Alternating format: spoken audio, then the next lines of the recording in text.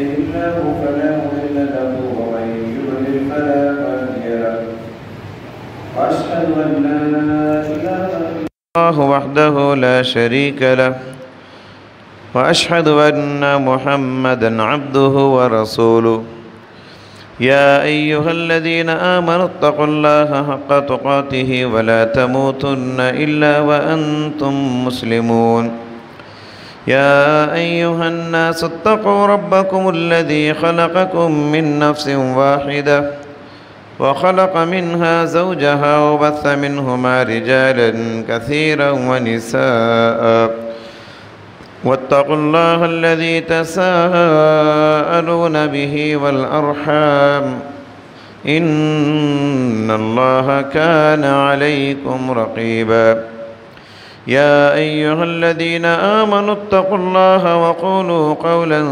سديدا يصلح لكم أعمالكم ويغفر لكم ذنوبكم ومن يطع الله ورسوله فقد فاز فوزا عظيما أما بعد فإن خير الحديث كتاب الله وخير الهدي هدي محمد صلى الله عليه وسلم وشر الأمور محدثاتها وكل محدثة بدعة وكل بدعة ضلالة وكل ضلالة في النار أعوذ بالله السميع العليم من الشيطان الرجيم من همزه ونفخه ونفثه بسم الله الرحمن الرحيم والأنعام خلقها لكم فيها دفع ومنافع للناس ومنها تأكلون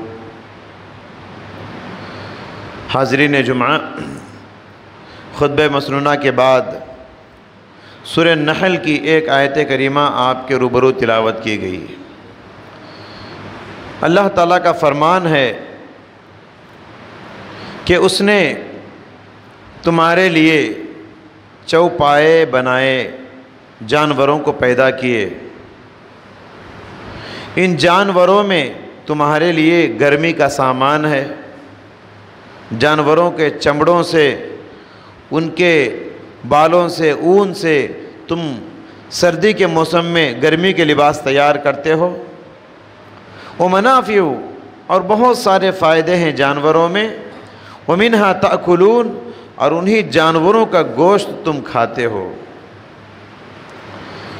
دیکھیے، یہ اور اس کے بعد کی آیتوں میں اللہ سبحانہ وتعالیٰ نے بتایا کہ انسان ان جانوروں سے کس کس طرح فائدہ اٹھاتا ہے۔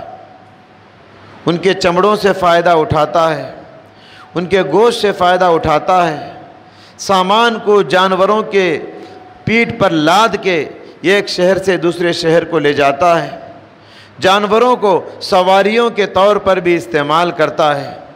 یہی جانور بہت سارے لوگوں کا روزی کا اور تجارت کا اور کاروبار کا ذریعہ ہے۔ تو بے شمار فائدے ہیں جو ان جانوروں سے انسان اٹھاتا ہے۔ شریعت نے جانوروں کے سلسلے میں کیا تعلیم دی ہے، ان کے کیا حقوق بتائے ہیں، ان سب کو معلوم کرنا اور جاننا ہمیں سے ہر ایک کی ضرورت ہے، ضروری ہے، کیونکہ اس کائنات میں انسان اور جنات کے ساتھ بہت سارے جانور بھی آباد ہیں، بہت سارے حیوانات، بہت سارے حشرات الارض، بہت سارے کیڑے مکوڑے، چرندے، پرندے، درندے، پتنگے، بے شمار اللہ کی مخلوقات اور جانور اس زمین پہ زندگی گزار رہے ہیں۔ دیکھیے، جانوروں کی اہمیت کو معلوم کرنے کے لیے یہی بات کافی ہے کہ قرآن کریم میں اللہ تعالیٰ نے جو صورتیں بنائے ہیں، جو صورتوں کے نام ہیں، ان پر غور کیجئے۔ قرآن کے 6 صورتوں کے نام انہی جانوروں کے نام رکھے گئے ہیں۔ سورۃ البقرہ، بقرہ کہتے ہیں گائے کو۔ سورۃ الانعام، انعام کہتے ہیں چوپایوں کو، 4 پاؤں والے جانور۔ سورۃ النمل، نمل کہتے ہیں چیونٹی کو۔ سورۃ النحل، نحل کہتے ہیں شہد کی مکھی کو۔ سورۃ العنکبوت، عنکبوت کہتے ہیں مکڑی کو، سورۃ الفیل، فیل کہتے ہیں ہاتھی کو۔ تو اس لیے اس سرزمین پر جانوروں کا جینا یہ ان کا حق ہے۔ اس زمین پر جانوروں کی بڑی اہمیت ہے، جانوروں کے ان کے حقوق دینا چاہیے، جانوروں کو ان کے جو احساسات ہیں، جانوروں کے جو جذبات ہیں، ان کا خیال کرنا ضروری ہے۔ تو چلیے ہم دیکھتے ہیں آج کے خطبے میں کہ ہمارا دین اور ہماری شریعت جانوروں کے کیا حقوق بتاتی ہے، ان کے سلسلے میں کیا پیغام اور کیا تعلیمات ہم کو دیتی ہے۔ سب سے پہلی بات یہ کہ جانوروں کو ستانا جائز نہیں، جانوروں کو تکلیف دینا جائز نہیں۔ پیارے نبی صلی اللہ علیہ وسلم نے فرمایا اتق اللہ فی هذه البہائم المعجمہ، اتق اللہ فی هذه البہائم المعجمہ، بے زبان جانوروں کو ستانے کے سلسلے میں اللہ سے ڈرو۔ اللہ نے جانوروں کو زبان نہیں دی، وہ تکلیف کو بول نہیں سکتے، وہ اپنا دکھڑا سنا نہیں سکتے، لیکن اللہ تعالیٰ نے تم کو تو عقل دی ہے، سمجھ دی ہے، تو اس عقل کی روشنی میں تم غور کرو، سمجھو کہ تمہارے کسی رویے سے کسی جانور کو تکلیف نہ ہو، تمہارے کسی رویے سے کسی پرندے کو تکلیف نہ ہو، تمہارے کسی رویے سے کسی چڑیا کو تکلیف نہ ہو، تمہارے کسی رویے سے کسی چیونٹی کی تکلیف نہ ہو، تمہارے کسی رویے سے کسی مرغے کو تکلیف نہ ہو، تمہارے کسی رویے سے کسی بلی کو تکلیف نہ ہو، تمہارے کسی رویے سے کسی بیل اور گائے کو تکلیف نہ ہو۔ شریعت یہاں تک کہتی ہے جانوروں کے سلسلے میں کہ اپنی تکلیف کو جانور بیان نہیں کر سکتے، اس لیے ان کے ساتھ حسن سلوک کرو، اچھا سلوک کرنے کی کوشش کرو۔ اتق اللہ کہا اللہ کے نبی نے، اللہ سے ڈرو۔ اس کا مطلب کیا ہے؟ اللہ سے ڈرنے کا مطلب یہ ہے کہ جانوروں کو اگر تم تکلیف دے رہے ہو تو قیامت کے دن تم کو اس سلسلے میں پوچھا جائے گا، تم کو جواب دینا ہوگا، اس سلسلے میں تم اللہ سے ڈرو۔ اور شریعت یہاں تک کہتی ہے کہ جانوروں پر اگر جانور کسی جانور پر ظلم کرے تو جانوروں کو بھی اللہ کے پاس جواب دینا پڑے گا۔ حدیث میں پیارے نبی نے فرمایا کہ کوئی سینگ والی بکری بغیر سینگ والی بکری کو مارتی ہے دنیا میں تو اللہ ان دونوں بکریوں کو قیامت کے دن لائے گا، دنیا میں جسے سینگ تھے اس کے سینگ نکال دے گا، اور دنیا میں جسے سینگ نہیں تھے اللہ قیامت کے دن اسے سینگ دے گا اور کہے گا اس مظلوم بکری سے آج تو اپنا بدلہ اس بکری سے لے لے۔ جانور کو ستائے تو اس کا بدلہ قیامت کے دن دیا جائے گا۔ یہ انسان عقل رکھتے ہوئے کسی جانور کو ستائے، یہ انسان زبان رکھتے ہوئے کسی بے زبان جانور کو ستائے، یہ زبان قانون رکھتے ہوئے کسی جانور کو ستائے، یہ زبان شریعت رکھتے ہوئے کسی جانور کو ستائے، تو اس کو کتنا حساب دینا پڑے گا اس عقل مند انسان کو آپ اندازہ کر سکتے ہیں۔ حضرات، کائنات کے جو جانور ہیں وہ ہمارے حسن سلوک کے مستحق ہیں۔ جانوروں کے ساتھ اچھا سلوک کرنا چاہیے، جانوروں کے ساتھ اچھا برتاؤ کرنا چاہیے۔ شریعت کہتی ہے کہ جیسے انسانوں کے ساتھ ہماری شریعت حسن سلوک کرنے کی تعلیم دیتی ہے، ہماری شریعت ویسے ہی جانوروں کے ساتھ بھی حسن سلوک کرنے کی تعلیم دیتی ہے۔ اور جس طریقے سے انسانوں کے ساتھ حسن سلوک، اچھا سلوک آپ کو جنت کا حقدار بنائے گا، اسی طرح جانوروں کے ساتھ بھی اچھا سلوک اور حسن سلوک آپ کو جنت کا حقدار بنائے گا۔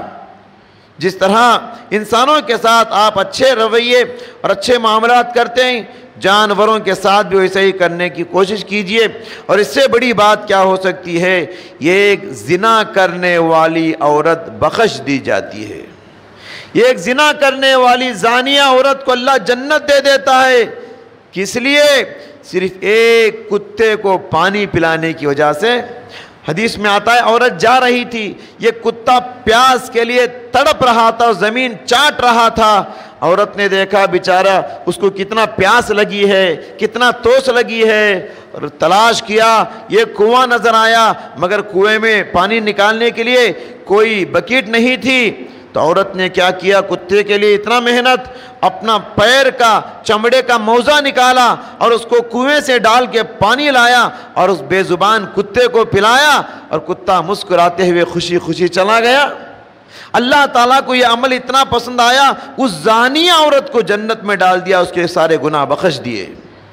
حالانکہ کتے کو مارنے کا حکم ہے، کاٹنے والے کتے کو قتل کرنے کا حکم ہے شریعت میں، ایسے جانور کے ساتھ احسان کرنے سے جنت مل سکتی ہے، تو بتاؤ دوسرے اور سارے جانوروں کے ساتھ اگر آپ احسان کریں گے تو آپ کو کتنا ثواب ملے گا اور آپ کو کتنا اجر ملے گا، آپ اندازہ لگا سکتے ہیں۔ اور یہ بھی یاد رہے، جانوروں کے ساتھ رحمت کا جذبہ رب کی رحمت کا حقدار بناتا ہے۔ جانوروں کے ساتھ رحم و کرم کا جذبہ اللہ کی رحمت کا حقدار آپ کو بناتا ہے۔ آج تم کسی گائے پر رحم کرو گے، کل اللہ تم پر رحم کرے گا۔ آج تم کسی مرغے پر رحم کرو گے، کل اللہ تم پر رحم کرے گا۔ آج تم کسی چڑیا پر رحم کرو گے، کل اللہ تم پر رحم کرے گا۔ آج تم کسی چیونٹی پر رحم کرو گے، کل اللہ سبحانہ و تعالی تم پر رحم کرے گا۔ ایک صحابی کے بارے میں حدیث میں آتا ہے، صحابی کہتے ہیں اللہ کے نبی سے، انی لأذبح الشاة فارحمها، اللہ کے نبی بکری کو ذبح کرنے کے لیے جب میں زمین پر لٹاتا ہوں تو میری رحمت کا جذبہ غالب آ جاتا ہے اور من نہیں کرتا اس کو ذبح کرنے کے لیے، اور میں اس کی گردن پہ چھری نہیں چلاتا ہوں، من نہیں کرتا۔ پیارے نبی صلی اللہ علیہ وسلم نے فرمایا، الشاة ان رحمتها رحمک اللہ، اگر تم دنیا میں بکری پر رحم کرو گے اللہ تم پر رحم کرے گا۔ سبحان اللہ، قربان جائیے کیا رحمت کی تعلیمات شریعت ہم کو دیتی ہے۔ ایک بکری پر تم رحم کرو اللہ تم پر رحم کرے گا، ایک پرندے پر تم رحم کرو اللہ تم پر رحم کرے گا، ایک چیونٹی پر تم رحم کرو اللہ سبحانہ و تعالی تم پر رحم کرے گا۔ اور ہم جانتے ہیں بلی کتنی مانوس جانور ہے، بلی ہمارے گھروں میں رہتی ہے۔ پیارے نبی صلی اللہ علیہ وسلم فرمایا، انہا لیست بنجس انہا ہی الطوافین علیکم او الطوافات، بلی تمہارے ارد گرد گھومنے والی جانور ہے۔ اگر بلی تمہارے کسی کھانے کے برتن میں منہ ڈال دے وہ گندا نہیں ہوتا، بلی اگر کسی کے دودھ میں منہ ڈال دے دودھ گندا نہیں ہوتا۔ بلی تمہارے پاس گھومنے پھرنے والی جانور ہے، اسی لیے دیکھیے صحابہ بھی بلیاں پالتے تھے۔ ایک صحابی اسی نام سے مشہور ہو گئے، حضرت ابو ہریرہ رضی اللہ تعالیٰ عنہ۔ ان کا اصل نام زمانے جاہلیت میں اسلام قبول کرنے سے پہلے عبد شمس تھا، سورج کے غلام۔ پیارے نبی صلی اللہ علیہ وسلم نے ان کا نام بدل کے عبد الرحمن رکھا، لیکن عبد الرحمن کے نام سے بہت کم لوگ جانتے ہیں، ابو ہریرہ کے نام سے ساری دنیا ان کو جانتی ہے۔ اس کا معنی یہ ہے بلی کے باپ۔ کیوں؟ پیارے نبی نے دیکھا کہ بلی سے بڑا والہانہ لگاؤ ہے، بلی سے بڑا پیار کرتے ہیں، بہت کھیلتے ہیں ابو ہریرہ۔ تو ایک مرتبہ دیکھا تو بلایا، عبد الرحمن نہیں کہا ابو ہریرہ، اسی نام سے مشہور ہو گئے۔ ابو ہریرہ اتنا پالتے تھے بلی کہ جب وہ بکریاں چرانے کے لیے باہر جاتے تو بلی کو اپنی آستین میں بلی کے بچے کو لے کر جنگل جاتے تھے۔ حضرات مجاہدین دیکھیے جہاد کا جذبہ لے کر جب جنگوں میں جاتے تھے مجاہدین صحابہ، تو وہاں جنگوں میں بھی جانوروں پر کتنا رحم کرتے تھے۔ آپ دیکھیے فاتح مصر کو فتح کرنے والے صحابی عمر بن عاص رضی اللہ تعالیٰ عنہ، مصر میں صحابہ اکرام اپنے اپنے ٹینٹ الگ الگ لگائے تھے، خیمے، پردے کے خیمے لگاتے ہیں، ٹینٹ لگائے تھے۔ جب جنگ ختم ہوئی واپس کوچ کرنے کا ارادہ کیے، واپس جانے لگے تو اپنے ٹینٹ اکھاڑنے لگے، تو دیکھا کہ عمر بن عاص رضی اللہ تعالیٰ عنہ کے ٹینٹ پہ یہ کبوتر نے گھونسلہ بنا دیا ہے۔ انہوں نے کہا میرے اس ٹینٹ کو مت نکالو، میرے اس ٹینٹ کو ویسے ہی چھوڑ کے چلے جاؤ، کیونکہ اگر میرا ٹینٹ نکالو گے میرے مہمان کبوتر کو تکلیف ہوگی۔ قربان جائیے کیسے بے نظیر نمونے صحابہ کرام نے جانوروں کے سلسلے میں ان کے جذبات کا لحاظ رکھا، ان کے ساتھ رحم کیا، ان کے ساتھ کتنی نرمی برتی۔ جانوروں کا اتنا لحاظ کہ ان کے ٹینٹ کو نکالو گے تو اس کا گھونسلہ خراب ہو جائے گا۔ حضرات اسی طریقے سے جانوروں کے جو حقوق ہیں اس میں سے ایک حق یہ ہے کہ جانوروں کو کھلانا چاہیے، جانوروں کو پلانا چاہیے، جانوروں کے اوپر ضرورت سے زیادہ بوجھ نہیں ڈالنا چاہیے۔ جانور بول نہیں سکتا کہ اسے بھوک لگ رہی ہے، جانور بول نہیں سکتا کہ اسے پیاس لگ رہی ہے، جانور بول نہیں سکتا کہ اس کے پیٹھ پر ضرورت سے زیادہ بوجھ رکھا ہوا ہے۔ لیکن تم کو تو اللہ تعالیٰ نے عقل دیا، تم سمجھ سکتے ہو، تم محسوس کرو جانور کو کتنا درد ہو رہا ہے۔ اگر تم جانور کے درد کو محسوس نہیں کرو گے تو ایسے بے درد انسان کا ٹھکانہ جہنم ہے۔ جو انسان جانور کے دکھ درد کو محسوس نہیں کرتا، ایسے بے درد انسان کا ٹھکانہ قیامت کے دن جہنم ہے۔ پیارے نبی صلی اللہ علیہ وسلم نے فرمایا ایک عبادت گزار عورت، بڑی نیک عورت جہنم میں چلی گئی، کیوں؟ صرف ایک بلی کے ساتھ بے رحمی کا معاملہ کرنے کی وجہ سے۔ بلی کو باندھ کے رکھی تھی، نہ کھانا دیتی تھی، نہ پانی دیتی تھی، نہ ہی کھول دیتی کہ بلی خود جا کے کہیں اللہ کی زمین میں تلاش کر کے کھانا کھا لیتی۔ لا ہی اطعمتھا، بلی کو کھانا بھی نہیں دی اور رسی بھی نہیں کھولی، بلی تڑپ تڑپ کر زمین چاٹ کر دم چھوڑ دی۔ اللہ تعالیٰ کو ایک جانور کو جان نکالنا اتنا ناپسند لگا، اس عبادت گزار عورت کو جہنم میں ڈال دیا گیا۔ آپ اندازہ لگائیے آج کتنے انسان ہیں جانوروں کے ساتھ بے رحمی کا معاملہ کرتے ہیں، کیونکہ بہت سارے لوگ بلیاں بھی پالتے ہیں، اب پنجرے میں پرندے بھی پالتے ہیں، خرگوش بھی پالتے ہیں، اور پانی کے ہاؤس میں مچھلیاں بھی پالتے ہیں۔ پالیے، ضرور پالیے، مگر ان کا خیال کیجئے۔ آپ کے کسی رویے کی وجہ سے کوئی مچھلی مر جاتی ہے، کوئی خرگوش مر جاتا ہے، کوئی بلی مر جاتی ہے، تو قیامت کے دن آپ کو جواب دینا ہوگا، کیونکہ آپ نے اس کے کھانے پینے کا بندوبست نہیں کیا۔ حضرات اسی طریقے سے دیکھیے آپ صلی اللہ علیہ وسلم ایک مرتبہ ایک انصار کے باغیچے میں گئے، ایک انصار کا باغ، کھجور وغیرہ کا باغیچہ تھا، وہاں اللہ کے نبی جیسے ہی تشریف لے گئے ادھر سے ایک اونٹ آ گیا۔ دیکھیے جانوروں کو بھی یہ احساس ہے کہ پیارے نبی صلی اللہ علیہ وسلم بڑے نبی رحمت ہیں۔ ایک اونٹ آ گیا اور نبی کے سامنے کھڑے ہو کر رونے لگا، بے ساختہ اس کی آنکھوں سے زاروں قطار پانی نکل گئے، گویا کہ وہ اونٹ پیارے نبی صلی اللہ علیہ وسلم سے رحم و کرم کی بھیک مانگ رہا تھا۔ پیارے نبی صلی اللہ علیہ وسلم نے دیکھا اونٹ رو رہا ہے، اس کی بے زبانی کا شکوہ سمجھ گئے، اس کی بے زبانی کا وہ کمپلینٹ کیا کر رہا تھا سمجھ گئے۔ پیارے نبی نے کہا اس اونٹ کا مالک کون ہے جی، بلاؤ۔ صحابہ اس اونٹ کا ایک انصاری نوجوان صحابی تھے، ان کو بلائے، وہ آئے۔ پیارے نبی صلی اللہ علیہ وسلم نے فرمایا الا تتق اللہ فی هذه البہیمہ، کیا جی اس بے زبان جانور کے سلسلے میں تم اللہ سے نہیں ڈرتے؟ اس بے زبان جانور کے سلسلے میں تم اللہ سے نہیں ڈرتے؟ انہو شکا الی انکا تجیعہ وتطعبہ، اس جانور نے مجھ سے شکایت کی ہے کہ تم اسے کھانا نہیں دیتے، بھوکا چھوڑ دیتے ہو اور ضرورت سے زیادہ اس کی پیٹھ پر سامان ڈالتے ہو۔ تو آپ اندازہ لگائیں جانوروں کے سلسلے میں کیسی پیاری پیاری تعلیمات شریعت نے ہم کو دی ہے۔ ابو داؤد کی ایک اور حدیث ہے، پیارے نبی صلی اللہ علیہ وسلم نے فرمایا کہ کہتے ہیں کہ ایک سفر میں تھے، آپ کے ساتھ، آپ سفر میں تھے اور آپ صلی اللہ علیہ وسلم کے ساتھ صحابہ کرام بھی تھے۔ آپ نے فرمایا کہ کوئی مسلمان، حدیث میں فرمایا کہ کوئی بھی مسلمان کوئی جھاڑ لگاتا ہے اور اس جھاڑ سے کوئی پرندہ پھل نکال کے کھاتا ہے، کوئی پرندہ کھاتا ہے، کوئی چیل کھاتا ہے، کوئی کوا کھاتا ہے، کوئی طوطا کھاتا ہے، کوئی بکری کھاتی ہے اس کے پتے کھانے دو، اس کے پھل کھانے دو، اس کے دانے کھانے دو۔ پیارے نبی صلی اللہ علیہ وسلم نے فرمایا اللہ تبارک و تعالی اس کے نامہ اعمال میں برابر اتنا اجر و ثواب لکھ دیتا ہے جتنے پھل یہ جانور کھائے ہیں۔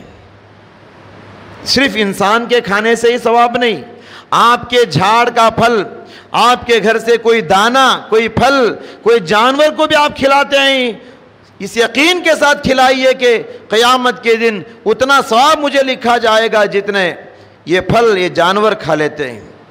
ابو داؤد کی حدیث ہے کہ جب تم سفر کے لیے نکلو، کیونکہ پرانے زمانے میں جانوروں پر سواری کیا کرتے تھے، سفر کیا کرتے تھے، کہاں جب سفر کرتے وقت سرسبز و شاداب میدان آ جائیں، ہرے بھرے جنگل یا ہریالی جہاں گھاس زیادہ ہو تو وہاں جانوروں کے لیے کھانے پینے کا انتظام کرو، جانوروں کو چھوڑ دو، تھوڑی دیر چرنے دو۔ اور جب تم ایسی زمین سے گزرو جہاں گھاس نہیں، ہریالی نہیں، سوکھی زمین ہے، خشک علاقہ ہے، تو آپ نے فرمایا وہاں جلدی جلدی سفر طے کرو، کیونکہ وہاں جانوروں کے لیے کھانے پینے کا انتظام نہیں ہوتا ہے۔ صحابہ کرام نے جب پیارے نبی نے وہ حدیث بیان کیا کہ جانور بھی دانہ کھائیں گے ثواب ملے گا، صحابہ کرام نے عرض کیا اَإِنَّ لَنَا فِي الْبَهَائِمِ أَجْرًا، پیارے نبی سے سوال کیا گیا اے اللہ کے رسول جانوروں کے ساتھ بھلائی کرنے میں بھی ثواب ملے گا کیا؟ جانوروں کے ساتھ حسن سلوک کرنے سے بھی اجر ملے گا؟ پیارے نبی نے فرمایا کہ کل ذات کبد رطبۃ اجر، ہر زندہ مخلوق کے ساتھ احسان کرنے سے ثواب ملے گا، ہر زندہ مخلوق کے ساتھ اچھا رویہ اختیار کرنے سے آپ کو اجر و ثواب ملے گا۔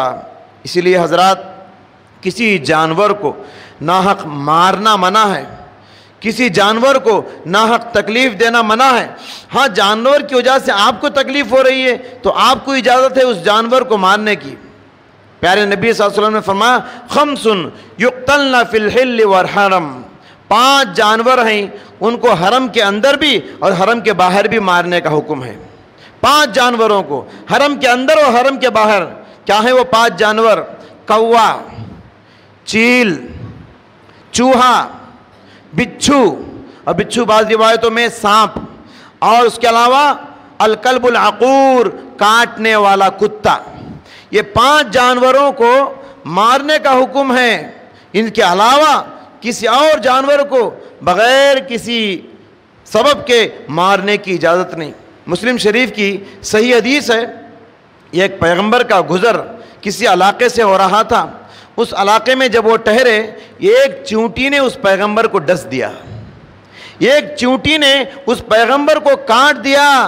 پیغمبر کو غصہ آیا، پیغمبر نے حکم دیا اس چونٹی کی بستی کو جلا دو۔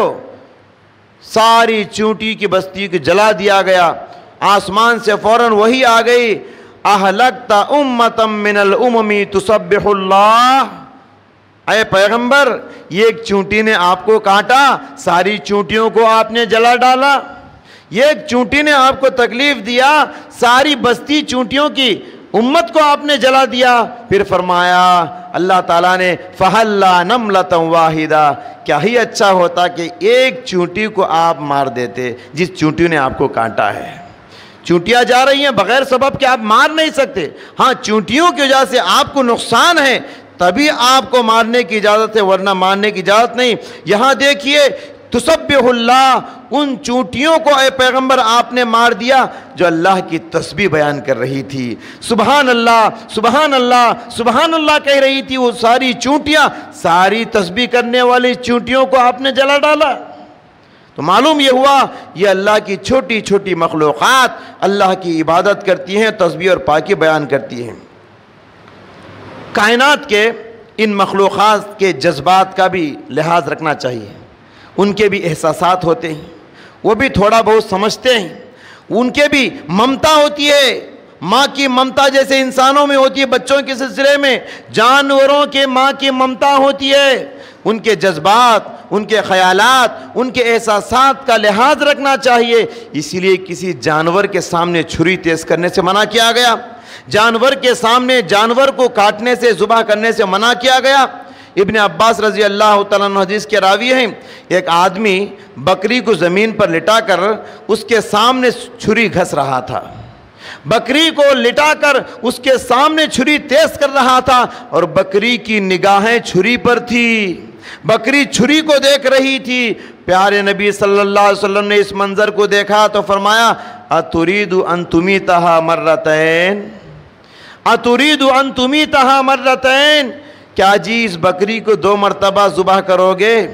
ایک مرتبہ تو اس وقت ذبح ہوگی جب گردن پہ چھری چلاؤ گے، دوسری مرتبہ وہی جب وہ بکری چھری گھسنے کے منظر کو اپنی آنکھوں سے دیکھ رہی تھی، اسی وقت بے موت مر گئی وہ بکری۔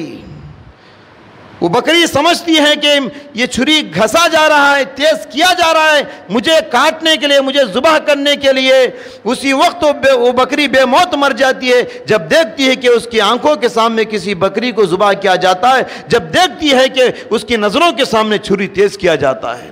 ان کے بھی احساسات ہوتے ہیں، اور کبھی کبھی ایسے واقعات بھی ہوتے ہیں کسی جانور کے سامنے اس کے بچے کو ذبح کر دیا جاتا ہے۔ اب بچے کو جب ذبح کیا جاتا ہے تو بچے کی ماں دیکھتی ہے تو اس دن سے وہ چارہ چرنا چھوڑ دیتی ہے، اس دن سے کھانا پینا وہ بند کر دیتی ہے، دبلی پتلی ہو جاتی ہے، اور کبھی مر بھی جاتی ہے۔ یہ الگ بات ہے کہ مرنے سے پہلے ہم اسے ذبح کر دیتے ہیں۔ تو ان کے احساسات ہوتے ہیں، جانور کے بھی جذبات ہوتے ہیں، ان باتوں کا خیال کرنا چاہیے۔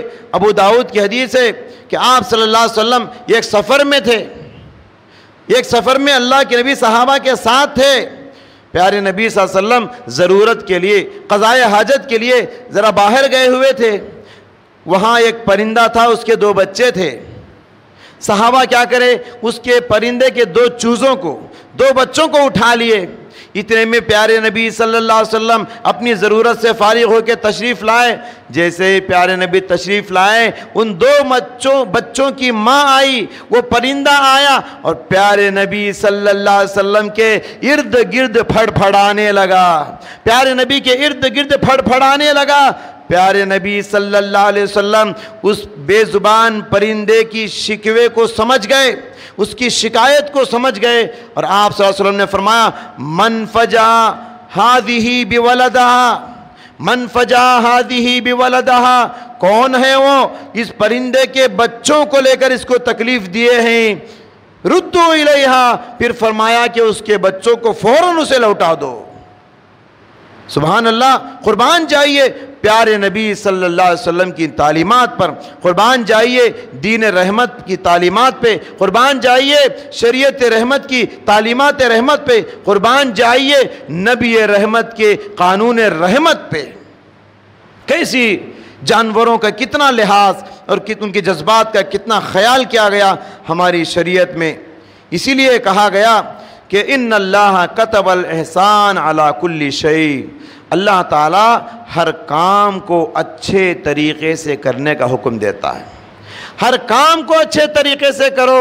فَإِذَا قَتَلْتُمْ فَأَحْسِنُوا الْقِتْلَةَ، جب تم قتل کرو اچھے طریقے سے قتل کرو۔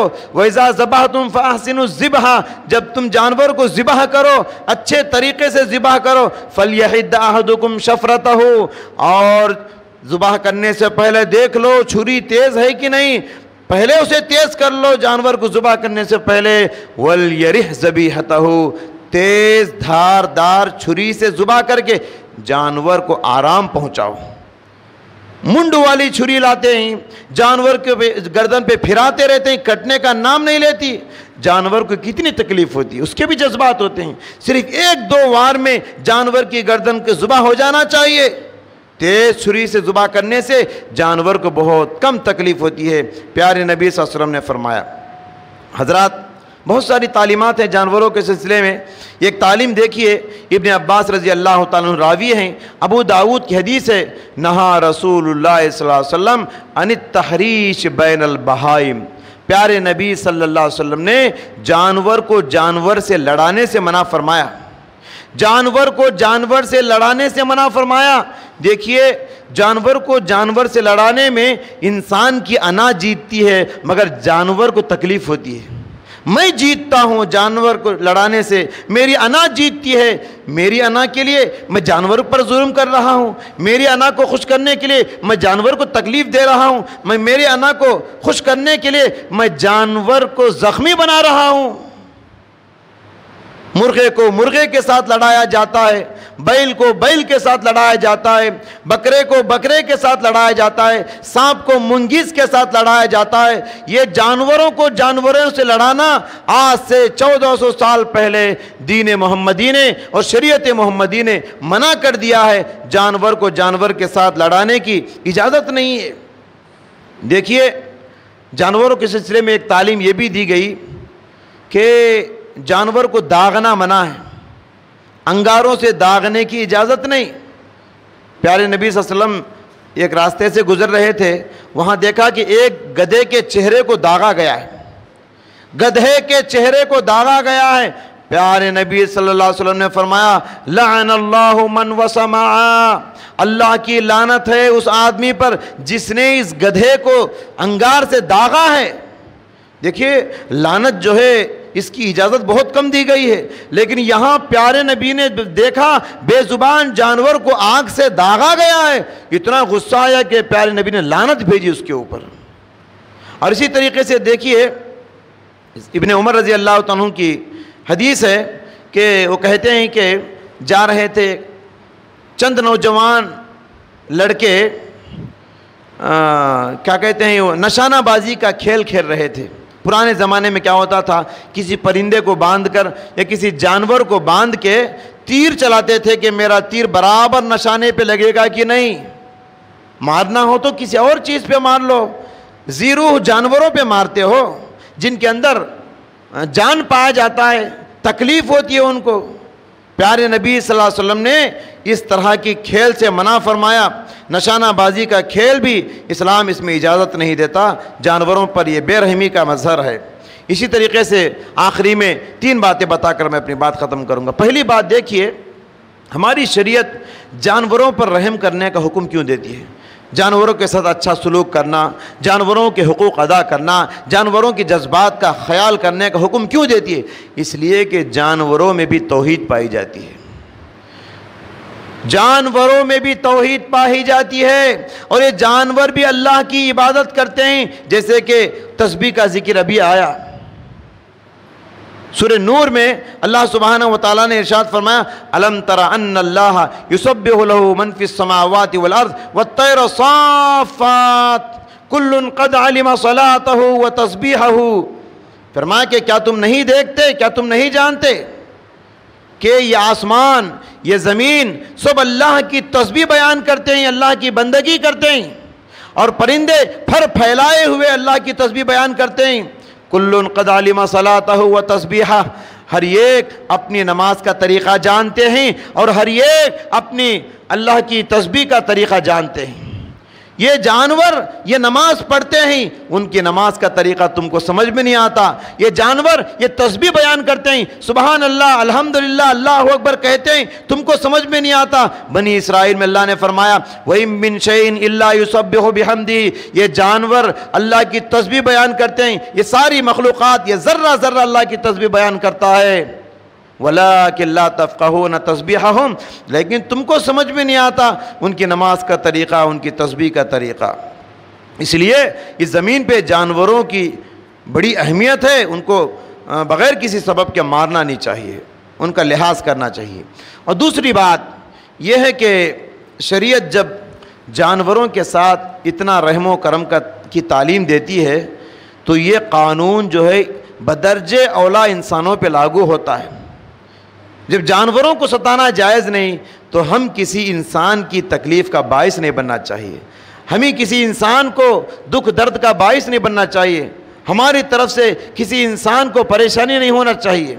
جب جانوروں کے ساتھ احسان کا حکم ہے تو یہ قانون انسانوں کے ساتھ بدرجہ اولا ہے، جب جانوروں کے ساتھ رحم کا حکم ہے تو یہ قانون انسانوں کے ساتھ بدرجہ اولا ہے۔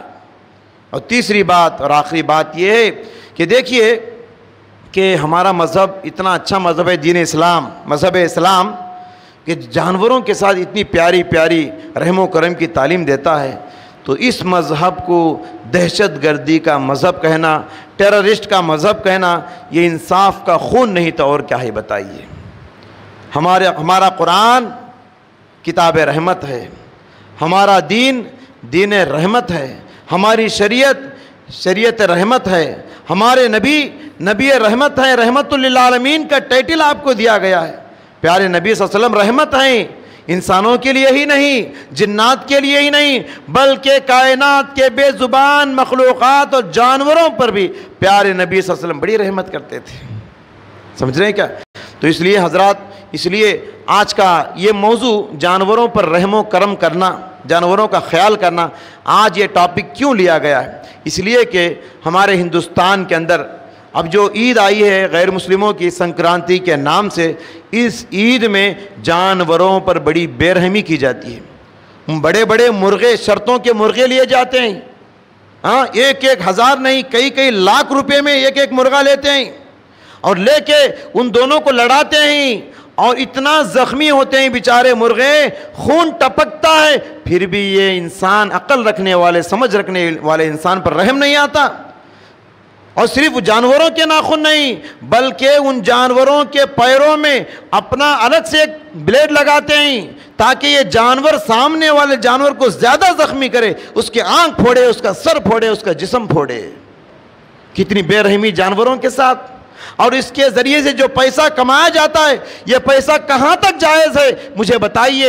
ایک جانور کو تکلیف دیتے ہیں آپ اپنی انا کو خوش کرنے کے لیے، ایک جانور کو زخمی کرتے ہیں آپ اپنے آپ کو پیسہ کمانے کے لیے۔ کیا قیامت کا ڈر نہیں آپ کو؟